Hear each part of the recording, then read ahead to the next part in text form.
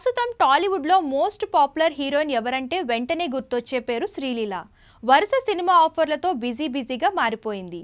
ఇక ఇటీవలే పుష్ప 2 సినిమాలో ఐటమ్ సాంగ్ చేసి పాన్ ఇండియా లెవెల్లో క్రేజ్ సంపాదించుకుంది. ఇదే విషయాన్ని IMDb గుర్తించింది. దీంతో పాపులర్ ఇండియన్ సెలబ్రిటీస్ లిస్టులో 3వ స్థానం కొట్టేసింది. ఎంతో మంది స్టార్ యాక్టర్స్ ఉన్న వారందరినీ శ్రీలీల వెనక్కి నెట్టేయడం గమనార్హం. దీనిపై ఈ బ్యూటీ ఇన్స్టా వేదికగా స్పందించింది. ఎప్పటికీ కృతజ్ఞతగా రుణపడి ఉంటాను, దీనిని మీ అందరికీ డెడికేట్ చేస్తున్నాను అంటూ ఫ్యాన్స్ గురించి రాసుకొచ్చింది. ప్రస్తుతం 6 డజన్కు పైగా సినిమాలతో శ్రీలీల ఫుల్ బిజీగా ఉంది. ఏడాది అంతా ఫ్యాన్స్ ను పలకరించకుండా పుష్ప 2లో కిసిక్ అంటూ కుర్రకారుల ముందుకు వచ్చింది శ్రీలీల.